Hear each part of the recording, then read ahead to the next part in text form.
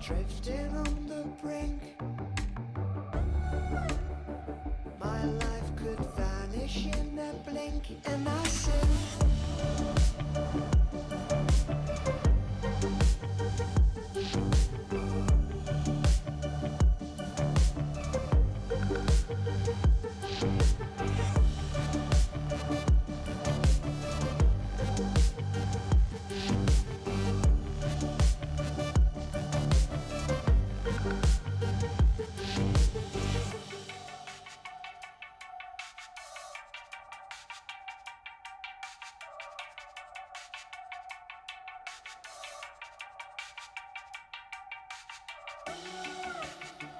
The call of freedom don't come twice.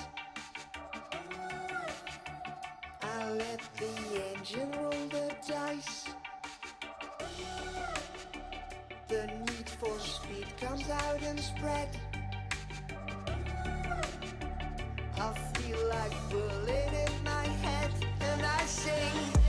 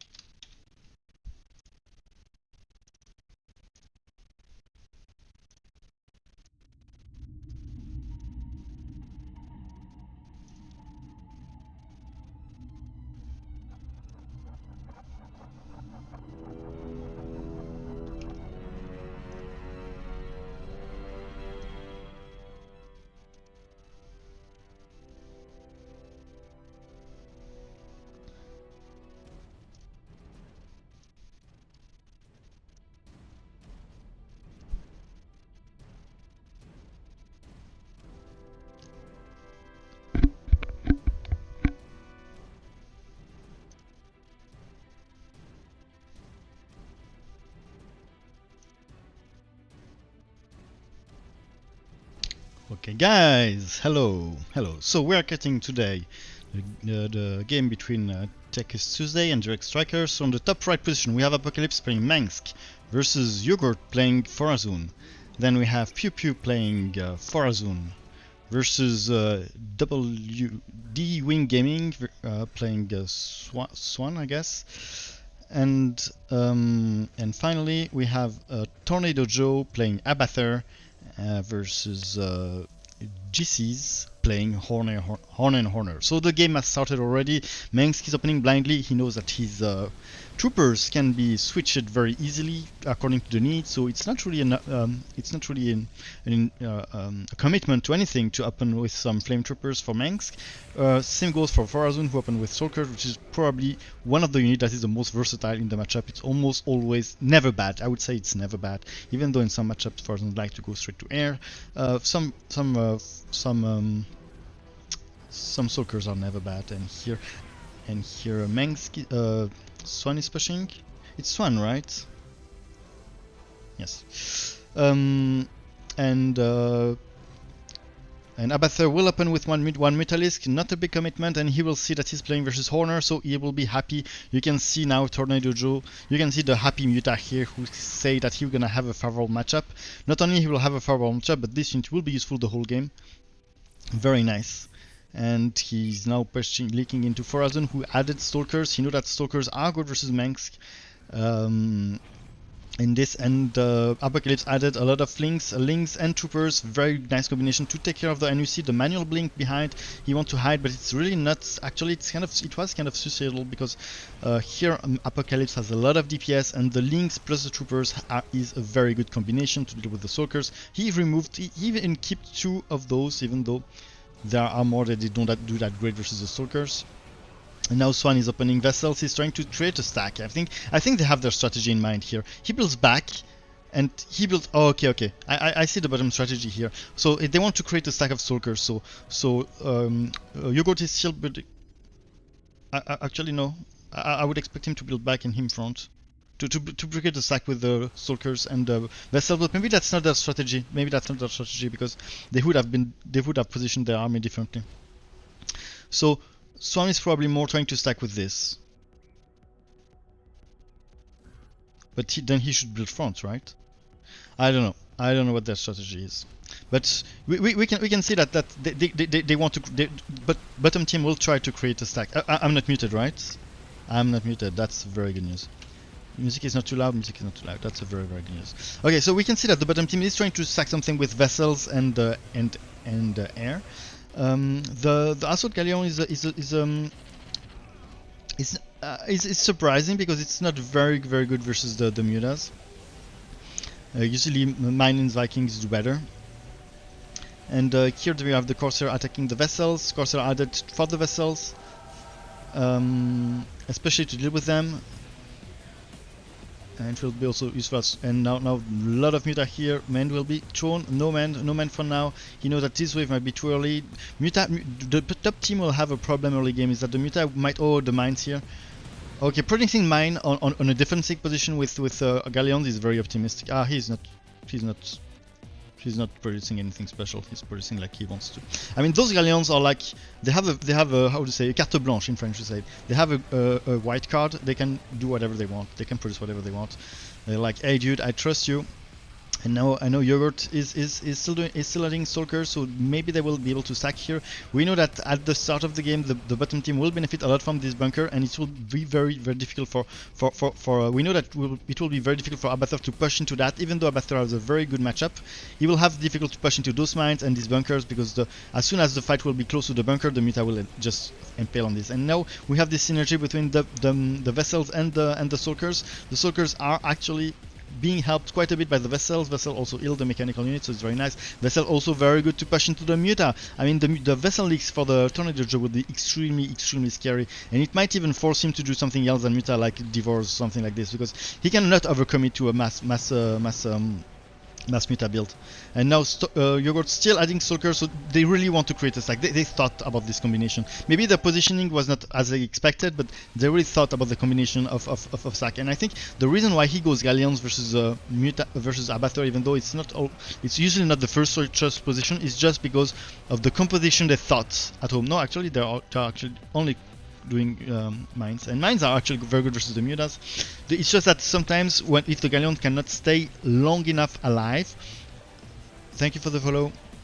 If they cannot stay long enough alive, they cannot produce any mine, because mine takes a shit ton of time to get produced. But yeah, they are good versus the muta, and now I think this kind of combination is actually pretty strong. I think they really, bottom team really thought this build order, and that's why Honor is doing Galleon. But it's still so Tornado Joe adding some queens. Some queens probably here to help to deal with the vessels, and also to help to heal the muta, because he feels that alone if I've played for like 8 hours straight before. I'm so tired. I mean, my mind is a bit off.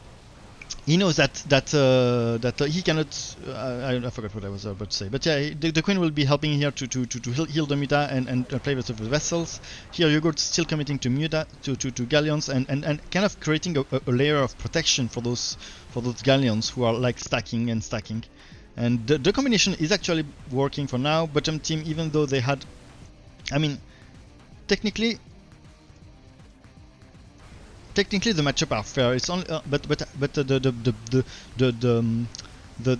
the top team really wants to take advantage of this third lane advantageous position they have. And now he even biomassed the queen, so he's really scared, I would say, because biomass queen are not really good versus Honor. So I would say it was really 2 queens. So I think he was really scared about this vessel stack. I think it was mostly due to that, and he wouldn't have done it in a matchup. And oh no, I hope everything is fine.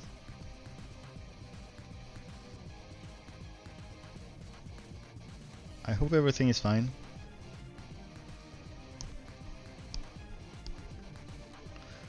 Uh-oh.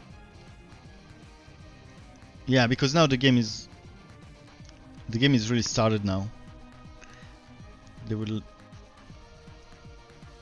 Nobody will. Do I have Yeah.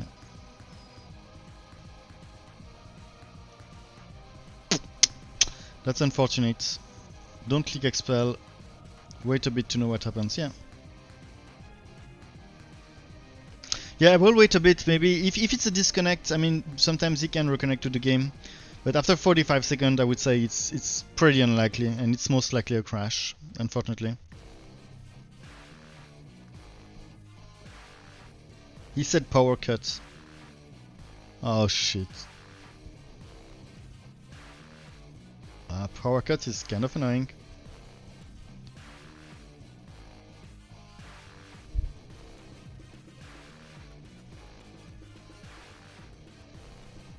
Yeah, he clearly cheated. The paper was clearly cheated.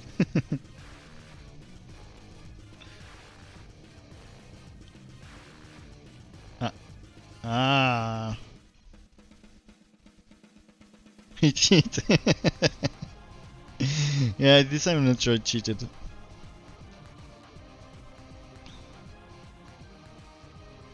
But I mean, if it's a power cut,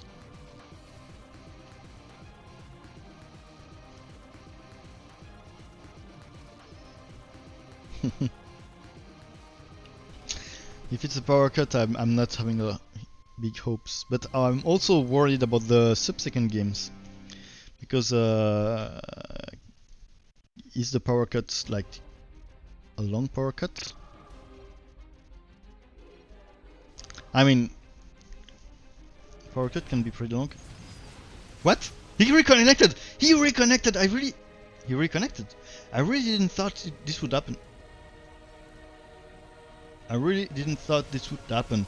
Dude, miracles happen. Wow, dude, I was so sure this would be... Wow, I'm so happy. I'm so happy. I didn't expect that. I mean, So he could I mean, if it's a power cut, it means his PC shut down, he could reboot it and just come back into the game. Wow, this is so amazing. And now, and to make this even better for top team, now top teams is actually stacking. The tanks here are thrown to deal with the stalkers, you know.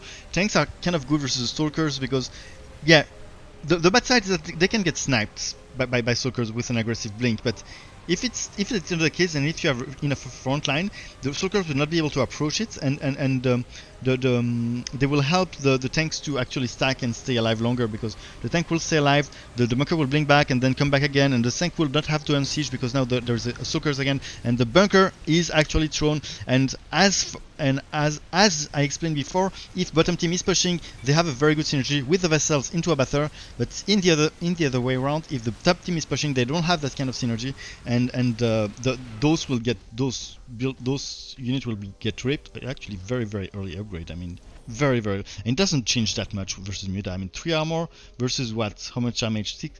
22. I mean, 3 armor, 19 instead of 22. Doesn't change that much. And the +2 is actually only 2 armor bonus. So it's technically it's 19 instead of 21. So 10% damage reduction for a very big price, if you ask me. I'm not sure if there are units that doesn't deal. For the queen, maybe they do less damage per shot. I mean, this is the air. They do 11, but very early armor upgrade. But here they have an opportunity to stack at the bunker because the vessels plus this. Maybe a forward blink, maybe to save the galleons. No need.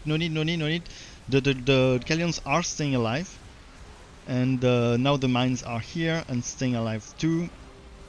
Apocalypse is adding some anti-air. He don't want to get rid of this, even though the air troopers are not bad good versus the stalkers, and bottom team succeeded to create a stack again, and I think this can happen quite a bit. I mean, with that number of vessels and that ranged weapon and the stalkers, they could really make it stack. And if they get pushed if they get pushed until the bunker, it's really here where the stack will be the more dreadful. So I'm adding a lot of vessels. Vessels are not very good versus Forazun. They're just here to help the ally. I mean, Swan is just accepting his role as a healer. And now the BC is here already, and here the +2 on the BC. That's very nice. Wow, this is a deadly stack. Poor Manx, he's forced to do anti-air. I mean, the synergy of the it's a bit of luck also because of the matchup, but synergy. What was that? Oh. I mean, yeah, they wanted to just make this. It wasn't a good ult, but it was at a necessary moment, maybe, where you blink for kill that fuck. No, it was a necessary moment where they had a deadly stack that could finish the game, maybe. Because Tom Tib doesn't have a lot of stacking units. When you look at this, except of these tanks, there's not a lot of hope for the top team to stack stuff here behind the bunker and kind of bounce back. It's like it's the opposite of the bottom team, who has a stacking strategy. Top team has a piercing strategy, I would call it, and their hope rely on the fact that they would have enough DPS to pierce everything. No, Guardians are added because of what I said. I think they realized that the stack was just too big, and if they want to do something, they need to stack something at the bunker, and the other Forazun doing a hole. It's for the bunkers. But the problem of the Guardians is that now the problem is mostly, I mean, what is really scary here for me is the air. I would have done maybe Devourers because wow, but Devourers would be actually very bad versus the Soulker Leaks, and so will the Nexus, will the Planetary Fortress, although that's the question. I mean, tanks here stacking, but they might, top team still lacking some anti-air. Abathur has some anti-air power, but versus that, I mean, it's very bad. The synergy for the bottom team is very good when they are pushing. Now he's adding Cyclone. Cyclone's very good at sniping the biomass units, and also a very good damage dealer. Very high DPS. A bit squishy, but when you have that many vessels, I mean, they would just shield them and make them almost unbeatable. And now the Guardians are added. Guardians also very good for the mines. I mean, that was nice because he had Stalker Leaks. So that was a good reason. Oh, the tier 2 is launched here. He's kind of he cloaked his stalker, so he had the tier 3 now.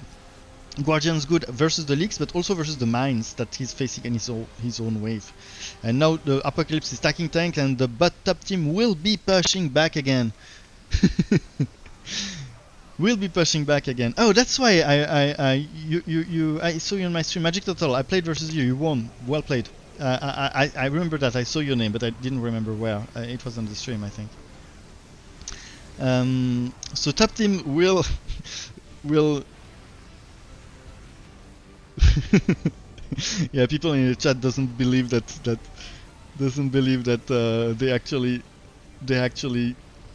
Apocalypse actually reconnected. I think it was really unexpected.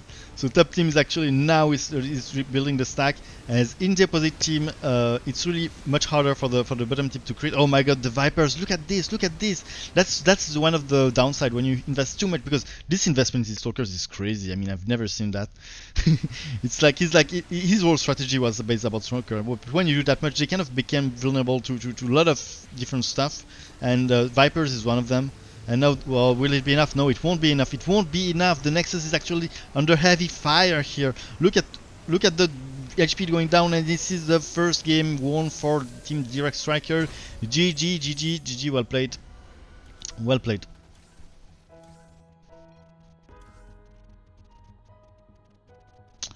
So game 1 is done.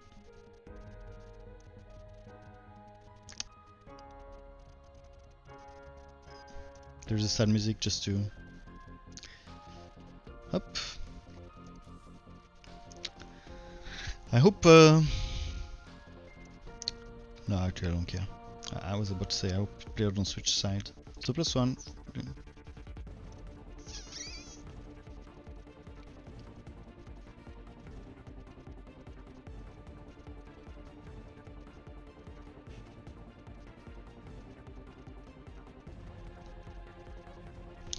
I'll hide the screen because I don't want to reveal what's in the lobby. I'll join the lobby.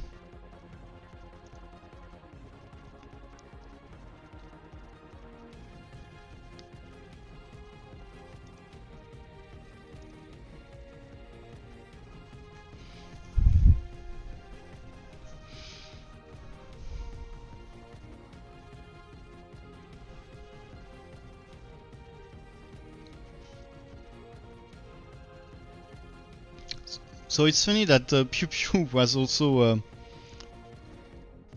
subbing, was also a sub. I mean a replacement player for team. It was team Triple Triad, I think, if I'm not mistaken.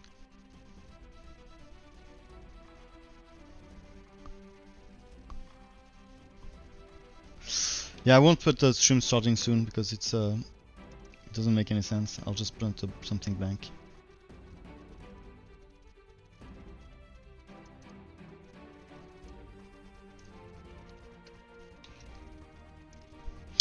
So we're waiting for the team. I guess they will be they will be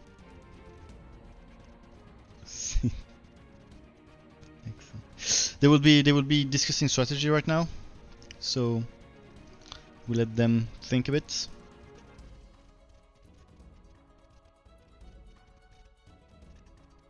Or maybe it's something related to the electricity problem of the power supply problem of Apple.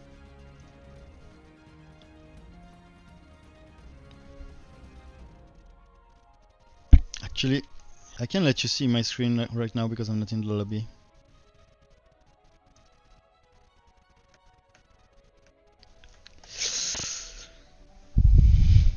Yeah, I could see the bottom strategy work. I could see it. I think it was a nice combination. I think they just maybe overcommitted with the Sulkers, and you know they were a bit lucky because they had a bad matchup. Bottom team had a bad matchup on the third lane, and they were a bit lucky to have like this strategy. Actually, maybe they didn't plan it, but it was actually pretty good to push into that Abathur, because that Abathur was the most scary matchup for Team South, and they were pretty lucky that to have like at least they had vessels to push into them. It means that every time they were pushing, they were doing pretty well. It's only in the other side that it was not that easy for them, and yeah, top team also managed to switch to. Okay, I'll ask them up. Managed to switch the join game. Managed to switch the strategy because, as I explained, they had a piercing strategy at first. They didn't have stacking units a lot, and they didn't have the. And then when they at one point they were being pushed very hard, and they kind of switched the composition, and they added tanks, and because for we have to say that for Statman, for Mansk, the Abat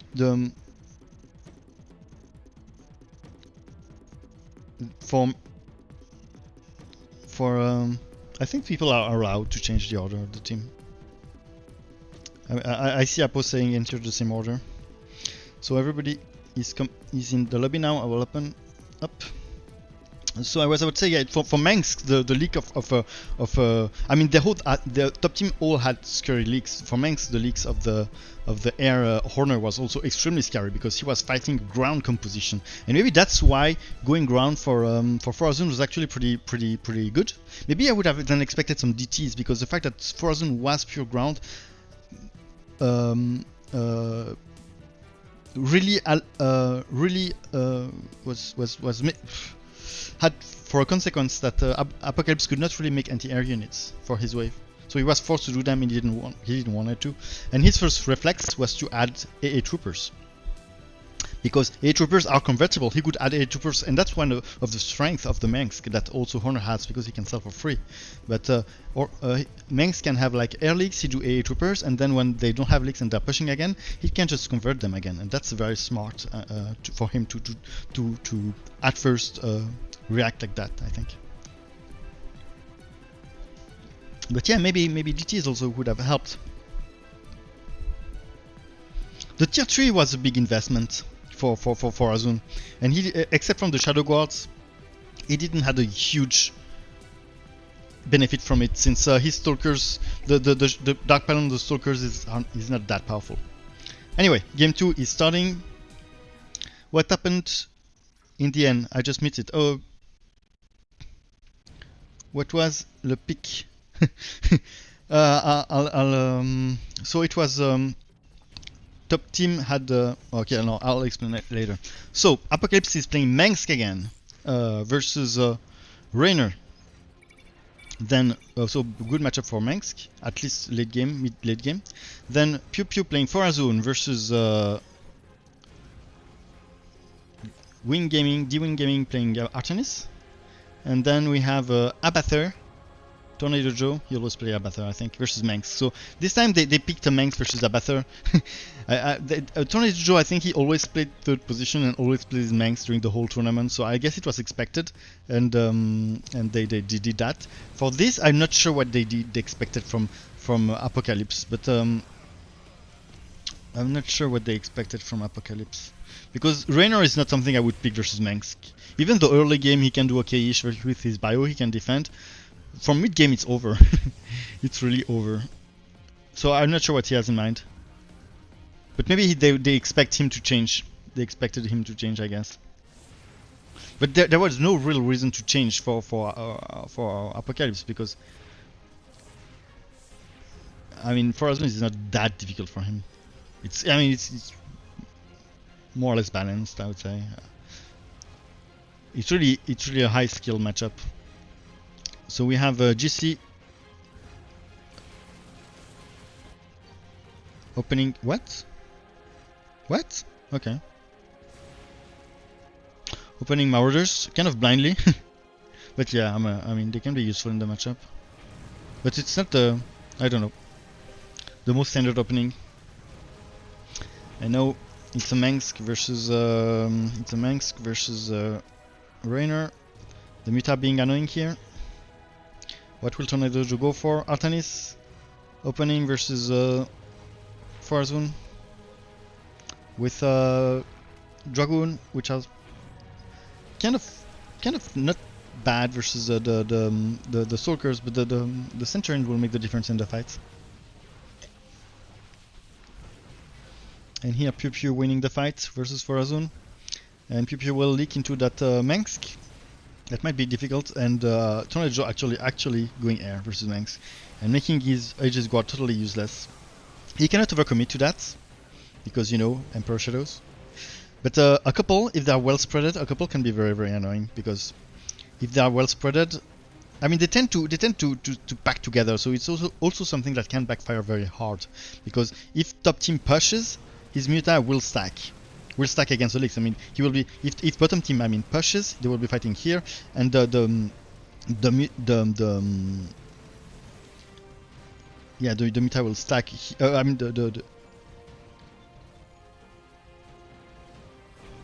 yeah, he will have leaks, so the Muta will defend here, and they will stack on the leaks here, and the Emperor Shadow will shoot at them. Sorry, I'm a bit tired. For the first game, I really encourage you to see the VOD I'll put after. I cannot, I will not, I will, or maybe at the end of the game I will explain it. But basically, Team Joke Striker won. It was an extremely nice fight with a lot of back and forth. I know Donjo is really committing. He knows also that he can convert those to Guardians if necessary. But still no Emperor Shadows here. What the fuck? Rainer, Mass Vulture versus Mengsk. I'm not sure. I'm really not sure. Maybe he wants to do mines underground. Second gas is taken. But top team is extremely aggressive. You can see one gas here, 0-0 versus 2-2 and 1. Muta will actually be very annoying for Artanis. For Artanis, the Mutalix is really annoying because it might forces him to do either. I mean, technically he could do Phoenixes. That would be also useful here to lift those shit here. But he don't want to do Archons for sure. I mean, not versus the ground for R. Maybe later in the game that could be good versus air. And now Phoenix having this leaks. He tried to answer with Dominion Troopers versus the Muta, and I don't understand this. I mean, it's not the most efficient way to do it. And Tornado Joe is like, this guy doesn't know about Emperor Shadow. I'm fine with it. I'll just add Mutas. And if needed, I'll convert them. And he will be pushing into Bucker. This push here for the Muta will take a bit of time. Might take a bit of time because you need a lot of Muta to really kill all that defense here. Static defense here. So early game they will impale themselves on the Bucker instead of attacking the next wave, which is Rainer. And that might allow the bottom team to actually stack something at the start of the game. Pew still adding units. I think he's stacking. I'll put the prediction tab so I can check on what if someone is tearing up. But I think he didn't add the unit for a bit here, so maybe he's transitioning to air or something, or DTs. Okay, the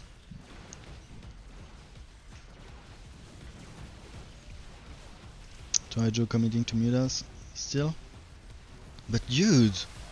Emperor Shadow! Woohoo! Immolate now. Immolate that shit. Immolate that fucking shit. He didn't keep the Immolate. He didn't keep the Immolate for his wave. He wasted it on the leaks. No, he did one. He did one! Bam! Okay. Wow. Nice. So now Rainer is adding Banshees. Banshees are actually annoying and for Mengsk. But yeah, this matchup is kind of one-sided, even more than Rainer doesn't use his bio. Usually a couple very spreaded bio and tanks works kind of well early game. It's only late game that Mengsk is really overpowered because Rainer cannot go mass bio and cannot do mass BC. So if Rainer doesn't have bio and BCs, what can he do? And Pew still pushing. Will he? No, he's not taking, he's just adding more stalkers.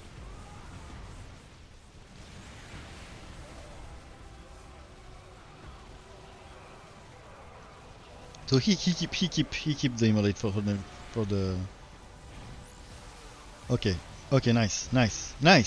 Well played. So Jesse is finally finding the solution.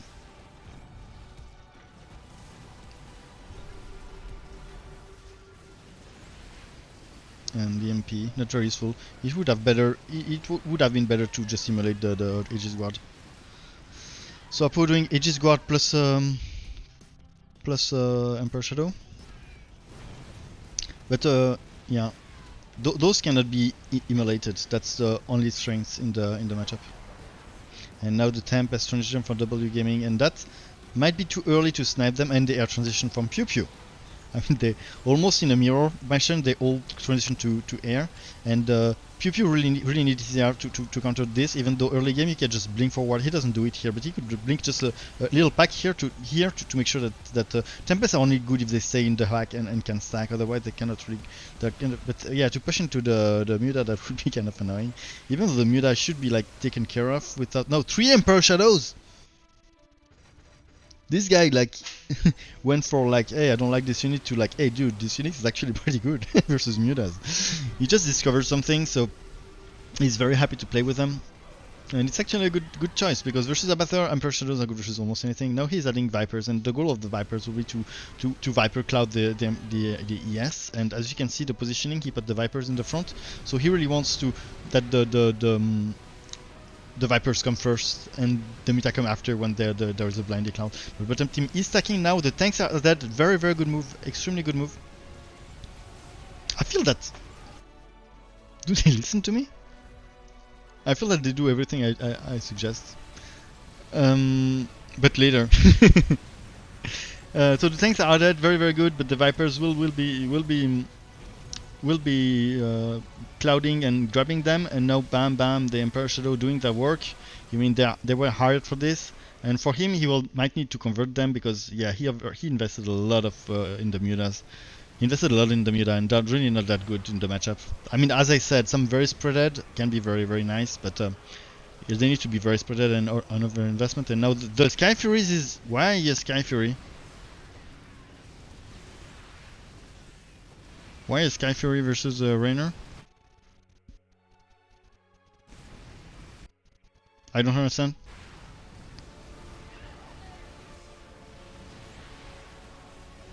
Tanks pushing, very good versus tanks, very good versus Stalkers. And now the Tempests have that front line they need to attack and be efficient. Remember that Pew Pew could blink forward if there is no front line here to protect the Tempest. He could blink forward. I know that the Vipers are sending the cloud, but as I explained earlier, if there is leaks, the meta will clump up. If there is leaks for Tornado Joe, and making them even if they are spreaded, they will clump up. So that's annoying. But the Viper doing the work here.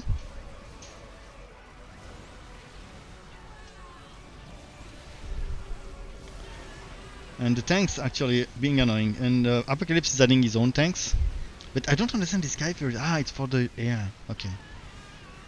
It's really slow at killing air. Sky Fury is really slow at killing air. But it's also very hard for Raynor to kill. I mean, it's very tanky. You want to kill that on the ground, but... it's for the air. Yeah, I usually counter the Banshee with Sky Furies myself. With Emperor Shadows. I just EMP them, and if I really there's a lot, I add a Black Hammer.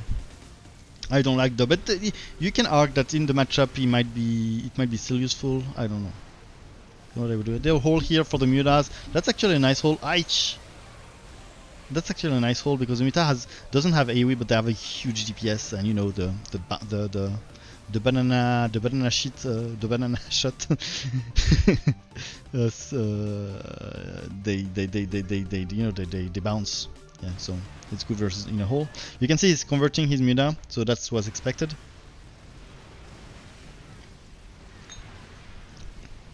Everyone is a lot of people are doing what I would expect from them now. Tanks, Strongholds might be a crazy stack, but Raynor is actually doing great as pushing into Mengsk here. And now he stopped adding Tempest. He added Phoenixes. He wanted to I don't know why. Maybe to tank and to lift stuff, to lift the Centurions. That's nice. The top team is actually creating a stack now, and with the Guardians, it will be much more difficult for Mengsk to.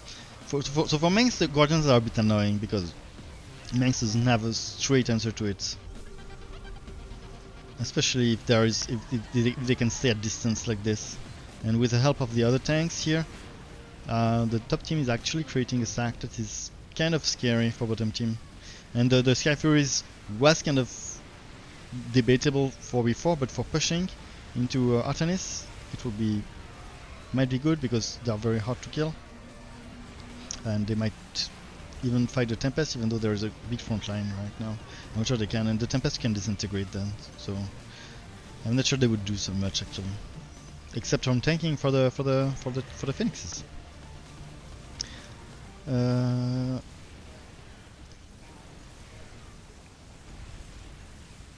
So what can bottom team do here?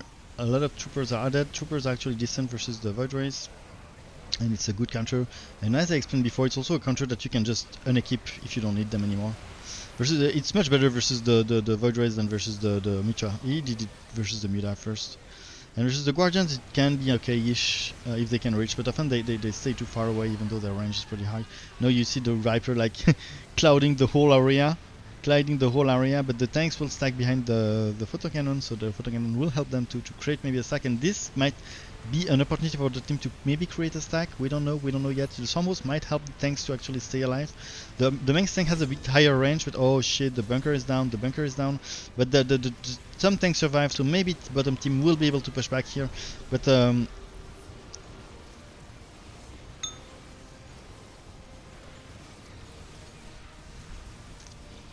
yeah, I don't see it's. I mean, the tanks are kind of uncontested here.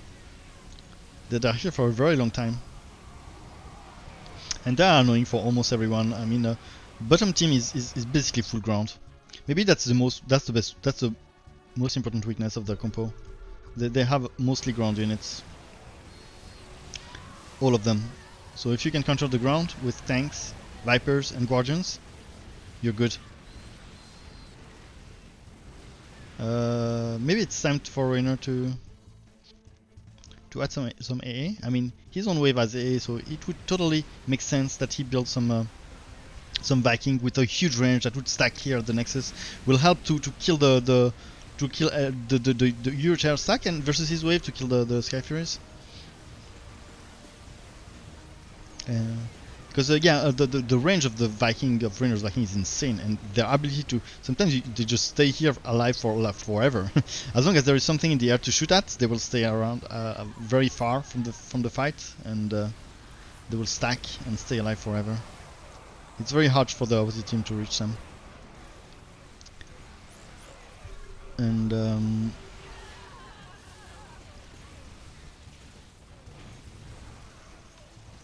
okay. So a lot of tanks here. I mean, tanks Tempests have an opportunity to stack together and to do something. Even if there is Vipers, I mean, as long as you're close to the Nexus, they could stay alive.